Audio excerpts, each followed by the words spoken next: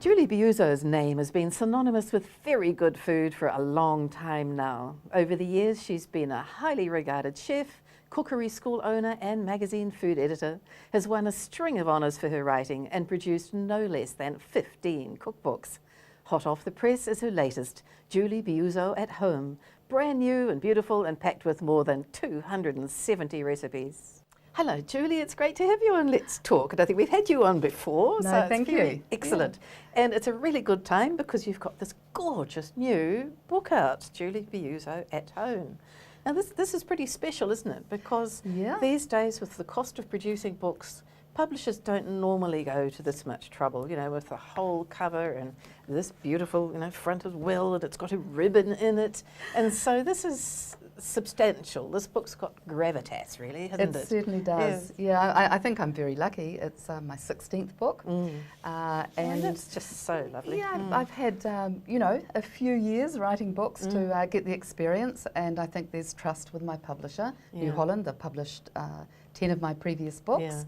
And we felt the time was right to come out with something a little bit more substantial than previous titles. So. And so this number 16, you must have a groaning bookshelf at home with just your own titles. Not just of my let own alone books, anybody else's. Yes. Actually, I had my books catalogued about a month ago, and I have to admit, Lindsay, I've got 1,500 cookbooks. I know, it's terrible. You wouldn't want to be moving house anytime soon. Well, I will be shortly, and I've got 3 boxes already lined up for the Church Bazaar on Saturday. So, yes, I love books, and particularly food books, of course. That's my career. But it's to me, it's fantastic to have the opportunity to do not just recipes, but to get a bit more in there, a bit more value for people. So it's got a 32-page glossary or cook's notes at the back, and that's really, you know, your years of experience, it's all there, and it just percolates away and comes down, and one day you write it up, and then you've got this reference at the back. I had a look at that, and it's very useful because, you know, for somebody like me who's a bit slow actually on picking up new ingredients, you've got a lot of the new ingredients that are now popping up in recipes everywhere, like pomegranate molasses, which I believe, you know, people commonly have in their pantries now. That's terrific. I've got a great recipe in the book for flatbreads, and this is something your kids can do. It doesn't, you know, you don't have to be a really skilled cook, and it's lamb, and it's spinach, and it's feta, and pomegranate molasses over the top, and it lifts the flavour. It gives it a real kind of sweet sour flavour, and it sounds incredibly quite good sticky, is it, or is it more like maple maple syrup? Is it? It's thicker than maple syrup. Right. I might have to get some of that I think you should try that. And then there are things like panko crumbs, which are new for me, and piccata, and farro wheat, and verjuice has been around a while, hasn't it? But it takes a while for the average consumer to get used to and absorb these things sometimes. Yes, it does. And, you know, once you know that they're being imported into the country or being produced here, like we now grow fantastic pine nuts in Marlborough, and so you start pushing New Zealand pine nuts. Yes. And why not? Because you're supporting your truffles and New Zealand everything. I wish we could do that. There's not quite enough of those. There are a few. Some places are doing truffles. Aren't they, in New Zealand? Absolutely. But they tend to go either to the restaurants or overseas. And hugely expensive as well. Hugely expensive. But a lot of the other things are more affordable, and I think we're very inventive in New Zealand, and a lot of artisan producers making some really, really astonishing products. And so, you know, as a food writer, you really want to support them because that creates more, and it goes around. It's more exciting for people working in food. This seems to be kind of an all-purpose cookbook, really. I mean, you've got everything there, haven't you? From you know, tiny little things to lavish dinners. So what's your overlying philosophy in surrounding the book? It's really important for me that people cook from scratch. I know that there are nights people don't feel like cooking, and you know, you reach for a jar.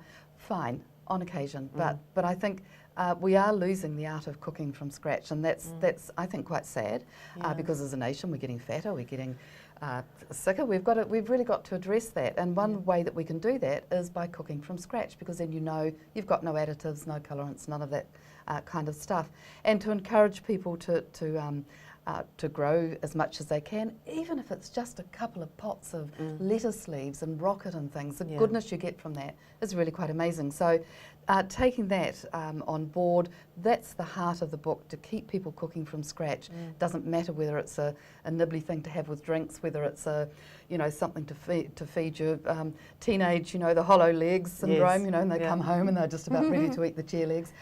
So that kind of thing, you've got to have some great meals for those special occasions and your family favourites. So it does cross all of those areas. And so gives even it with strength. all of the food shows on TV like MasterChef and My Kitchen Rules and things, which is all from scratch, isn't it? And people get heavily penalised if they pick up a packet of pre-prepared anything. You don't think that's making much difference? Or do you think people still see that's just sort of entertainment? That's armchair cooking. Rather than, yes. That's not to say that it doesn't stimulate and that it doesn't create better standards in restaurants and in our food generally. I think it does. But a lot of people just watch that, as you say, for entertainment, and that's fine too.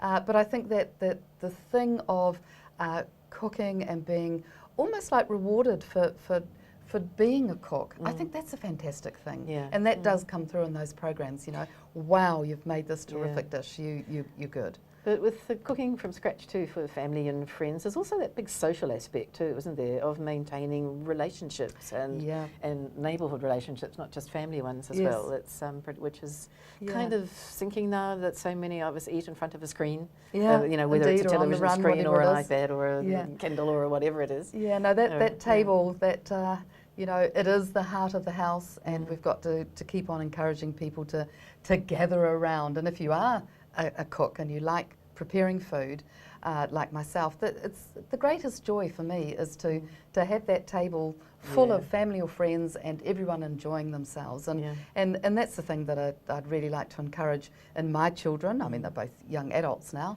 but for them to pass on with their friends and to keep that, just everybody around the table and talking, discussing great food. It's the fabric of our society, and we mustn't lose it. I enjoyed your speech at your book launch this week, and you're running around New Zealand doing other book launches, and it was really interesting to sort of hear what you had to say about food going back to the 80s and restaurants you'd been involved with and people you'd been involved with. How has food changed since then, do you think? Well, interestingly, if we look back at More magazine to 1983, and that was 30 years ago, with you as my great editor. we won't talk about how many years ago it is. Oh, it's just a few years. Just a few years. And Lindsay, I do recall one recipe I put in there in the early stages for calling for white wine vinegar. And I got a letter, because it was all letters then, it was not emails. This woman writing to me from Whangarei saying, I just cannot get white wine vinegar in Whangarei. And I just thought that was quite interesting. And so, yes, we have moved so far. Infinitely, and so quickly. Yes, there was a lot of excess in the 80s. And a lot of champagne drinking. Yeah, a lot of champagne drinking. But I think we started getting serious with the artisan products in the mid to late 90s. And that's, New Zealand, practically anywhere you go, you're going to get fantastic coffee. And so that wasn't the case. When my husband arrived from Italy in 1978 with his little mocha stovetop coffee, our place was, coffee central. Everybody came for the coffee. So times have changed, and it's great that we've done so well in so many things. And the farmers market movement has been enormous, hasn't it, in getting people interested in real natural food and and that's widespread throughout New Zealand. And you're an ambassador for that movement, I think. Yes, I am, and that's another thing which is really good to encourage, because the difference between being able to relate to the season. So the very, very first asparagus will be at the market. Yes. And it's kind of, I think it keeps everybody in touch with where food comes from. I was just overseas the other week and noticed at markets there that heirloom tomatoes appear to be enormous everywhere, and people are wanting sort of misshapen purple and dark orange and which yellow are the ones that were thrown out, or indeed, rather than the perfect red globes that we get in the supermarket. That's right. Well, even I suppose now supermarkets have changed a little, but that was definitely it had to be round and evenly coloured and all that kind of thing. It didn't matter about the taste. And so there is that real push for the flavour of food is really important. Just the tiny details too, I notice in this book, just to end up with you, there's some sweet recipes, and you've got sugar-coated rose petals, and you'd think, why would anybody do that? But it just looks so magnificent on that cake that yeah, this is for details worth it. A Yes. Saturday afternoon when you've got nothing else to do.